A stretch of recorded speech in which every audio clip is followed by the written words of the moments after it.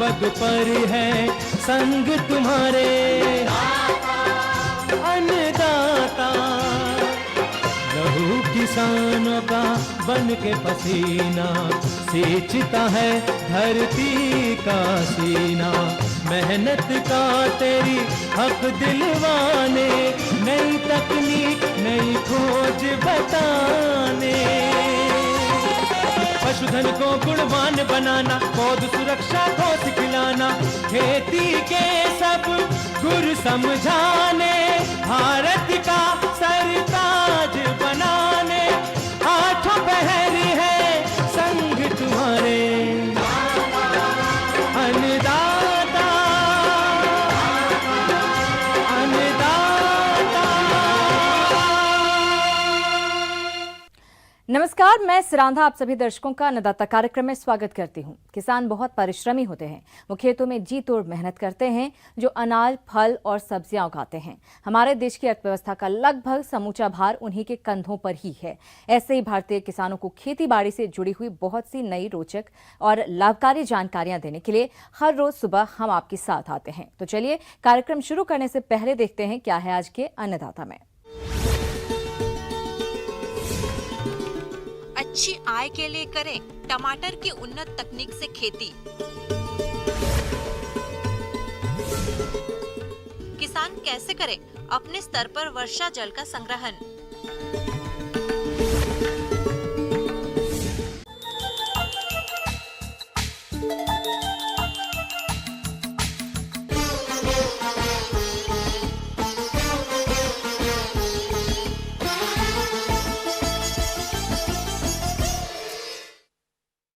प्रदेश के बहुत से किसान भाई चाहते हैं आमदनी बढ़े और इसके लिए कठिन मेहनत भी करते हैं, परंतु वही किसान खेती से अधिक लाभ कमा पाते हैं जो समय पर आधुनिक संसाधनों का प्रयोग कर नई तकनीकें अपनाते हैं। ऐसे ही संसाधन है shade net, poly house, walking tunnel house, जिसमें खेती से किसान 12 महीने बेमौसमी सब्जियां और फूल, औषधीय फसलें उगाकर अपनी आमदनी बढ़ा सकते हैं। किसान भाइयों, आज हम जानेंगे टमाटर की उन्नत खेती के बारे में विषय विशेषज्ञ डॉक्टर राजेंद्र काजल से।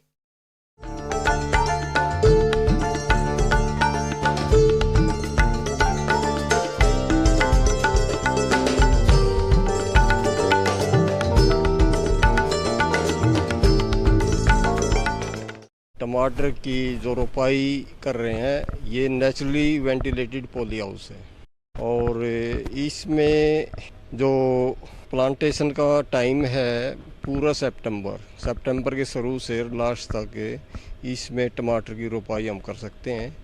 अगर जो नेट किसी किसान भाई के पास है तो उसमें हम 15-20 दिन पहले प्लांटेशन कर सकते हैं, लेकिन ये नेचुरली वेंटिलेटेड पॉली हाउस है।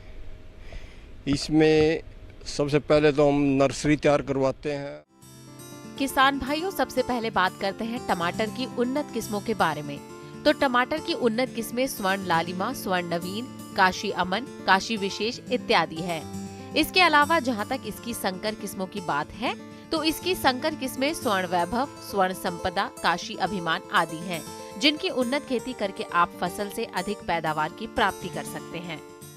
हमारे यहाँ सेंटर पे हाईटेक है जिसमें हम ये जो सीडलिंग है ये तैयार करवाई गई है और आज हम ये प्लांटेशन इस समय करने जा रहे हैं।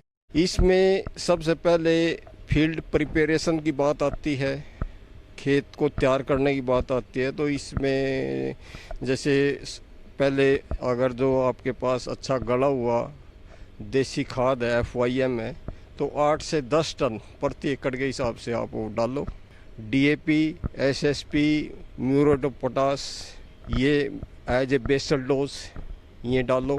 अच्छी तरह बारीक खेत तैयार करके और फिर आपने बेड तैयार करने हैं।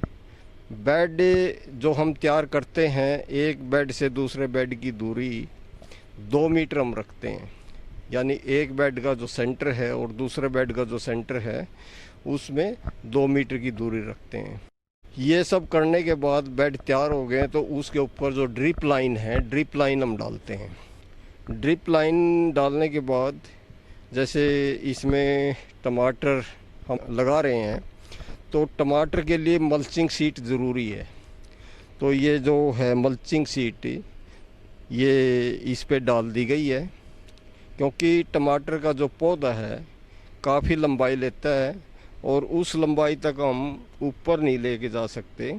वो हमने अपने जो कंधे हैं उसकी हाइट तक रखना, बाकी सारा पौधा बेड के ऊपर आता है। अगर जो बेड के ऊपर मल्चिंग शीट नहीं होगी तो जितना भी फल है वो मिट्टी पे जाएगा और ख़राब हो जाएगा, इसलिए मल्चिंग शीट इसमें ज़रूरी है। इसमें जैसे हम ये सीडलिंग है ट्रेज में, इसमें हमने कैप्टान और अमीडा DML के हिसाब से और कैप्टान आधा ग्राम प्रति लीटर के हिसाब से वो हमने ड्रेंचिंग की है।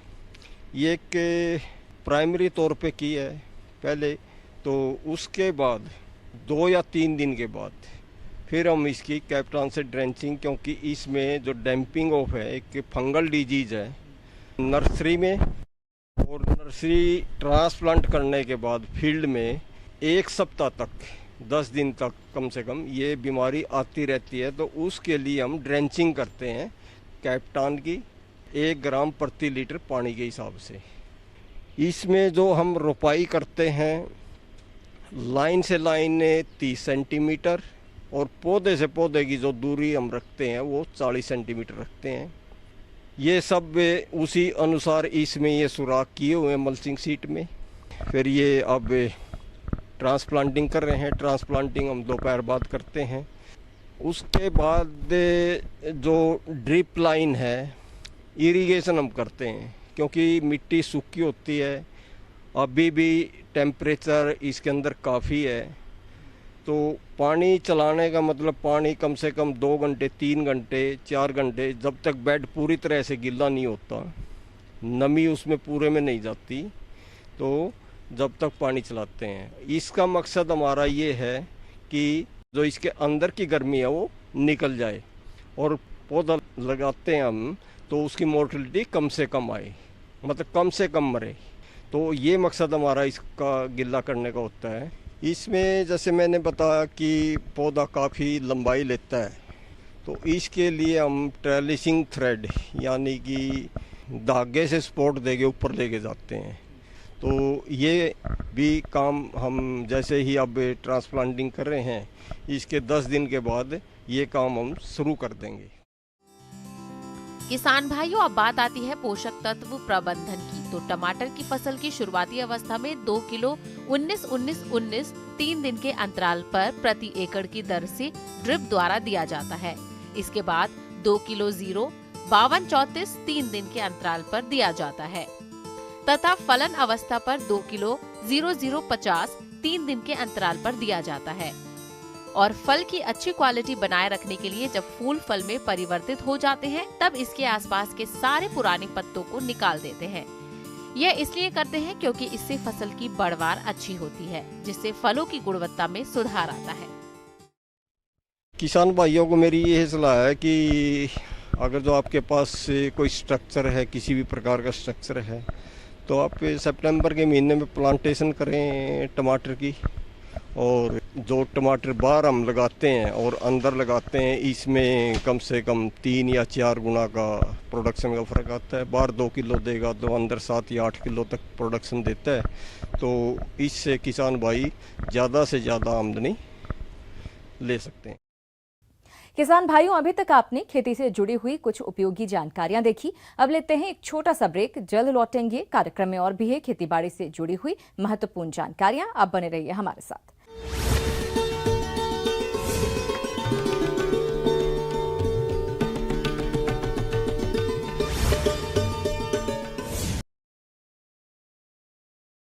सोशल मीडिया पर एक कुत्ते की नाक पर फिजेट स्पिनर घुमाने का वीडियो जमकर देखा जा रहा है। उसकी मालकिन ने स्पिनर को उसकी नाक पर रखकर घुमा दिया, जिसके बाद ये कुत्ता एकदम सीधे बैठकर बड़ी हैरानी से उसे देखता रहा। हालांकि इस दौरान वो बिल्कुल नहीं घबराया और उसने नाक से उसे गिरने भी नहीं दिया।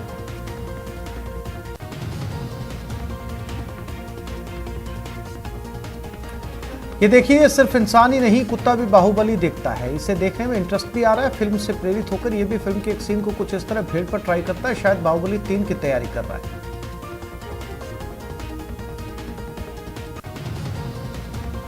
कई लोगों को बाइक चलाने का शौक है, लेकिन कभी देखा आपने कि किसी कुत्ते को भी बाइक पर लॉन्ग ड्राइव का शौक हो, वो भी अपने मालिक के साथ। तस्वीरें कुछ इसी तरीके से बयान कर रही है। टशन में बाइक चला रहा है और मालिक भी शान से बैठा है।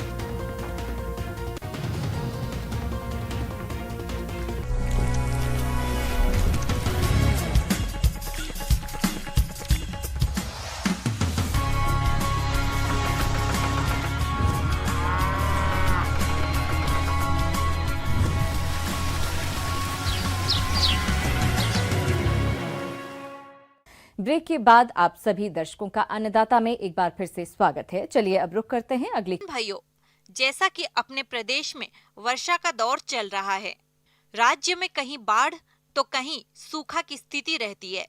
तो इस समस्या से बचने के लिए क्या करें? क्या है इस समस्या का समाधान? जी हाँ, यदि आप वर्षा जल संग्रहण करते हैं तो इस तरह की समस्या से बच सकते हैं और फसलों से अधिक पैदावार भी ले सकते हैं। तो आप किस प्रकार से करें इस वर्षा जल का संग्रहण? इसके लिए देखिए ये खास रिपोर्ट।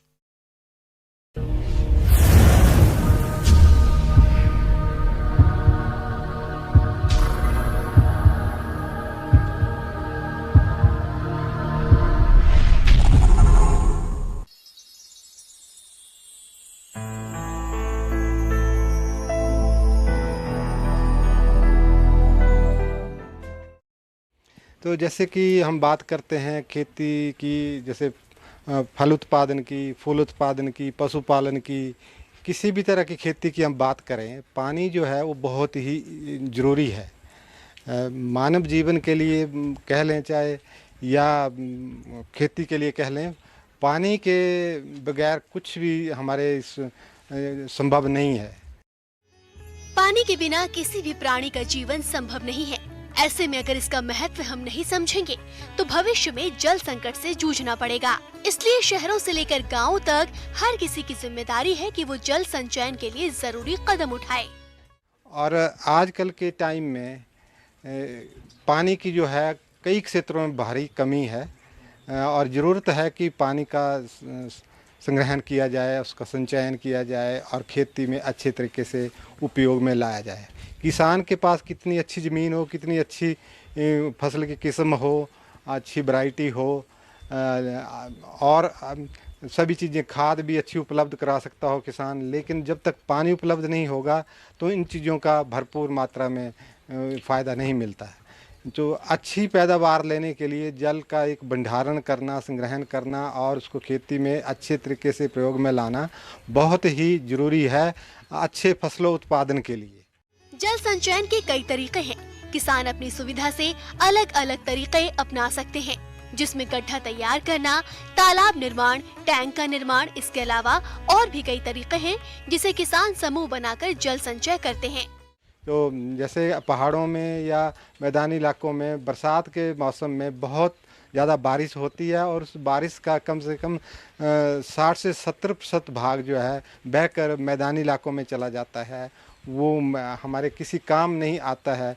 पानी का ही एक हमारे पास लॉस नहीं होता, लेकिन साथ में वो वर्षा जल अपने साथ भूमि कटाव भी करता है, पोषक तत्वों का ह्रास भी करता है। और इसी तरह जब ज़्यादा मात्रा में ज़्यादा बारिश होती है तो सड़कों का भी कटाव होता है, भूमि कटाव भी होता है। कई तरह के हमारे पास इस तरह के रिपोर्ट्स आती रहती है कि ज़्यादा बारिश की वजह से जो हमारे भूमि कटाव बहुत ज़्यादा हो गया, भूस्खलन बहुत ज़्यादा हो गया। तो अगर हम इस बारिश के पानी को चलने से, इसकी तेज़ रफ्तार को कहीं किसी तरह रोका जाए और इसका हम भंडारण के बारे में सोचें, जितनी हमारे पास बरसात में बारिश होती है अगर उसका 30% भी हम भंडारण कर लें तो किसान की खेती के लिए काफ़ी पानी की उपलब्धता हो सकती है। वो क्षेत्र जहां भूमि का जल स्तर अधिक नीचे चला गया है या बारिश कम होती है, वहां सामान्य तालाब निर्माण के अलावा आधुनिक तकनीक के टैंक तैयार करके जल का भंडारण किया जा रहा है और उस जल का खेती में उपयोग किया जा रहा है। तो किसान जो है अपने ज़मीन पे जल भंडारण जो है ये वर्षा जल है इसको आरसीसी की टैंक के कंस्ट्रक्शन करके भी स्टोरेज कर सकता है, या कम लागत तकनीक से प्रक्षेत्र तालाबों का, जैसे पॉलीलाइन फार्म पॉन्ड जिनको हम कहते हैं, जिनमें प्लास्टिक चद्दर का हम प्रयोग करते हैं, उस तरह के जो कम लागत के तकनीक से जो प्रक्षेत्र तालाब बनते हैं वो बड़े ज़्यादा कारगर साबित हो रहे हैं। आम गांव का एक मिस्त्री जो है उस टैंक का निर्माण अच्छी तरीके से कर सकता है। तो इस तरह के कई तरह के ढांचे हैं जो किसान लोग अपने ज़मीन पे बना सकते हैं, वर्षा जल संग्रहण कर सकते हैं और बाद में उसको खेती में प्रयोग में ला सकते हैं। कुल कैपेसिटी के अगर 2 टैंक बनाते हैं, एक आरसीसी का बनाते हैं, एक दूसरा हमारे पास पॉलीलाइन फार्म पॉन्ड होता है, तो ये पॉलीलाइन फार्म पॉन्ड है इसकी लागत जो है बहुत ही कम रहती है और ये जो किसान हैं इसका निर्माण किसान आराम से कर सकते हैं। लेकिन जब भी इस तरह के स्ट्रक्चर्स का या इस तरह के पॉलीलाइन फार्म पॉन्ड्स का निर्माण करना हो तो इसको इस तरह स्थान का चयन करना जो बड़ा ज़रूरी है, जो इस तरह बनाया जाए जहाँ पे काफ़ी मात्रा में रन ऑफ आता हो। ये इस तरह के टैंक निर्माण करने के लिए एक तो स्थान का चयन करना बड़ा ज़रूरी है, स्थान ऐसा हो जहाँ अच्छी मात्रा में किसान के लिए वो वर्षा जल या जैसे रन ऑफ वाटर अवेलेबल हो जाए। दूसरा, कोई ऐसी सख्त चट्टान ना हो जहाँ बारूद का प्रयोग करना पड़े। तीसरी, कि वहाँ नीचे से कहीं पानी ना निकलता हो, उससे भी उस तरह के स्थान का चयन नहीं करना चाहिए। तो इस तरह के घर की छत के पानी को भी इस तरह के टैंक में डाला जा सकता है। थोड़ी घर से थोड़ा दूर बनाया जाए तो घर की छत के रूफ टॉप वाटर हार्वेस्टिंग भी कर सकते हैं। इनके टैंक के बनाने के लिए एक स्पेशल सीट होती है जिसको हम पॉलीलाइन, जिसकी मोटाई होती है कम से कम 200 माइक्रोन की होनी चाहिए, 200 से 250 माइक्रोन के भी चल जाती है। जितनी अच्छी सीट होगी और काले रंग की सीट होगी उसको हम प्रयोग में लाते हैं। और वो जो सीट है वो आम एक बाज़ार में मिल जाती है और वो सीट जो है यूवी रेजिस्टेंट होनी चाहिए, पैरा बैंगनी जो किरणें होती हैं उनके अवरोधक होनी चाहिए। इस तरह उस सीट को हम प्रयोग में लाते हैं और उस सीट के ऊपर हम ईंटों का पर्तीकरण करते हैं या चपटे पत्थर जो होते हैं उनका भी, या गोल राउंड रिवर बोल्डर जिनको हम कहते हैं, उनके पर्तीकरण करने से जब तालाब का हम निर्माण करते हैं तो उसकी जो है सेल्फ लाइफ, जो उसकी जो एज है, टैंक की एज है, वो काफ़ी बढ़ जाती है। जो 1997 में हमने एक टैंक बनाया था 4 लाख लीटर कैपेसिटी का।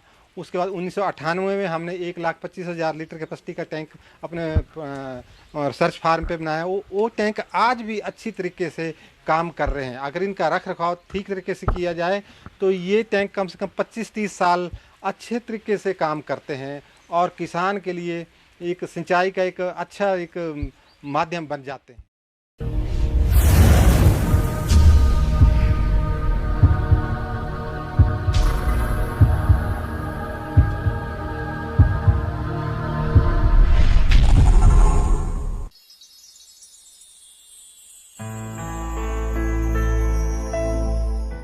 आगे और भी ये खेती बाड़ी से जुड़ी हुई बहुत सी रोचक जानकारियां, लेकिन यहां पर रुकेंगे। एक और ब्रेक के लिए जल्द हाजिर होते हैं।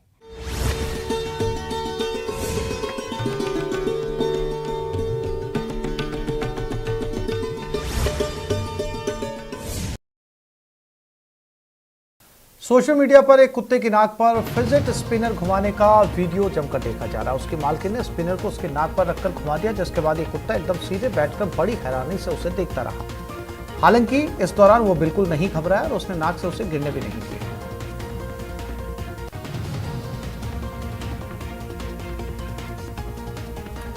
ये देखिए, सिर्फ इंसान ही नहीं, कुत्ता भी बाहुबली दिखता है। इसे देखने में इंटरेस्ट भी आ रहा है। फिल्म से प्रेरित होकर ये भी फिल्म के एक सीन को कुछ इस तरह भीड़ पर ट्राई करता है, शायद बाहुबली 3 की तैयारी कर रहा है।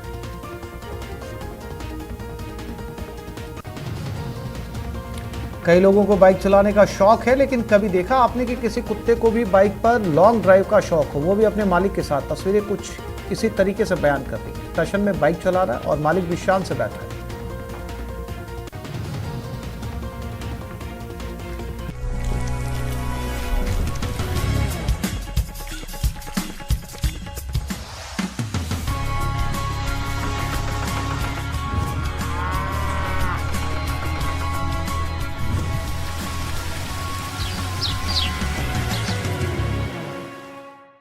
ब्रेक के बाद एक बार फिर से आप सभी दर्शकों का अन्नदाता कार्यक्रम में स्वागत है। बढ़ते हैं अगली प्रस्तुति की ओर।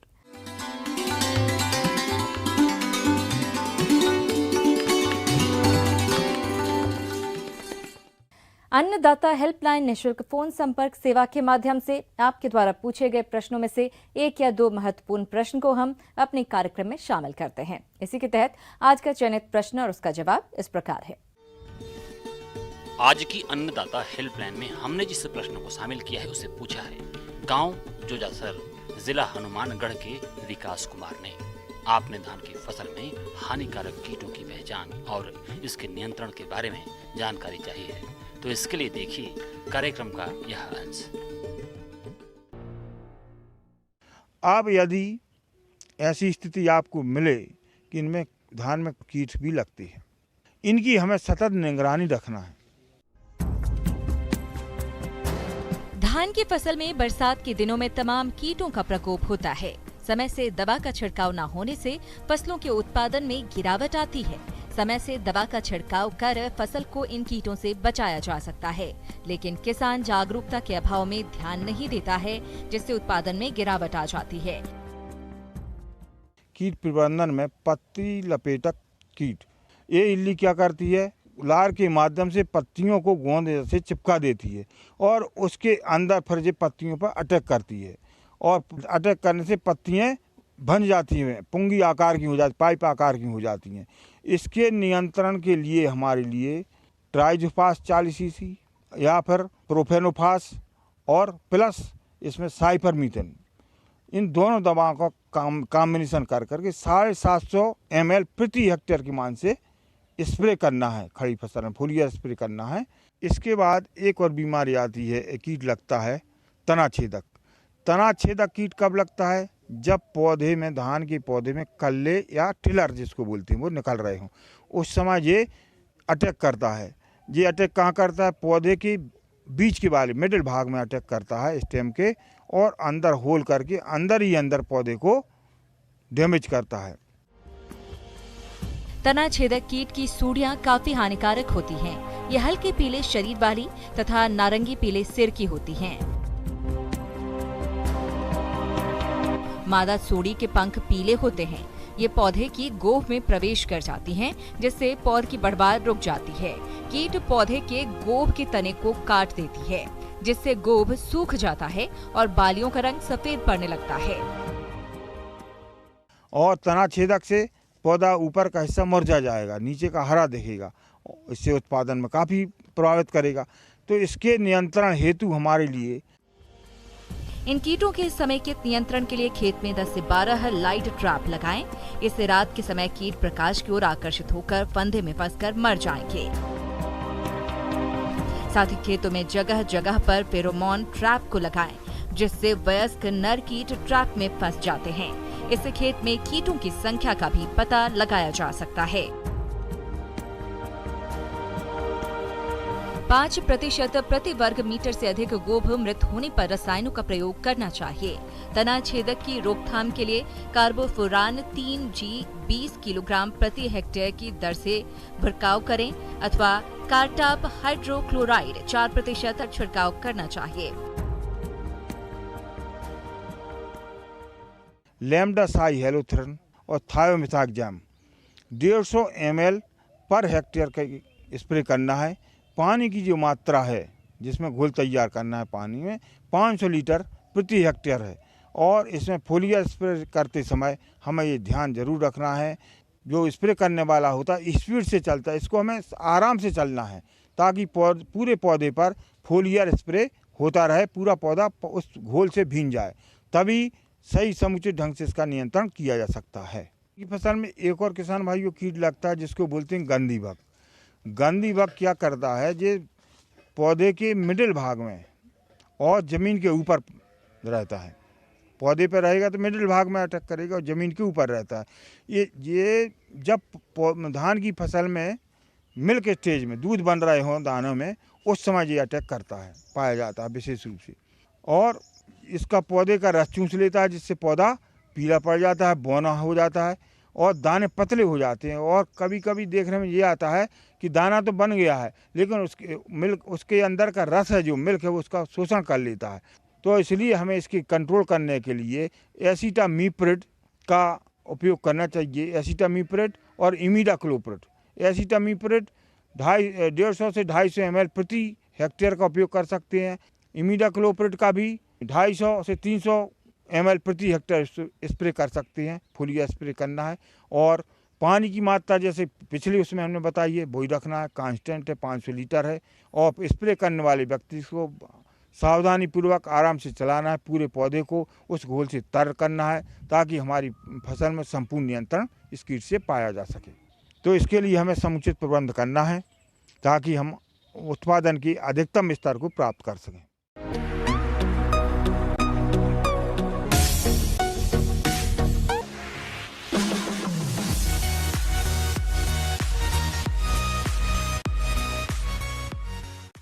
आइए अब एक नजर डालते हैं राज्य की कुछ चुनी हुई मंडियों के प्रमुख फसलों के बाजार भाव पर।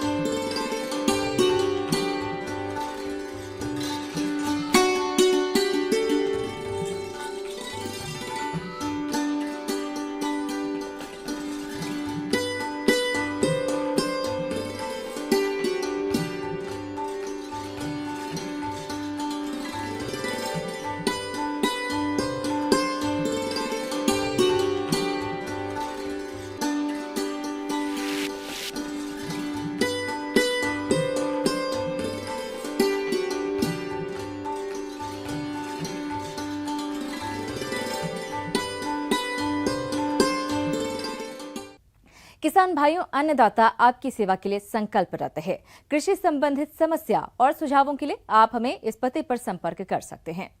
प्रोड्यूसर अन्नदाता, news 18 Rajasthan, Ramoji film city, Hyderabad 501512। साथ ही आप हमें ईमेल भी कर सकते हैं। हमारा ईमेल है p18अन्नदाता-rajasthan@nw18.com।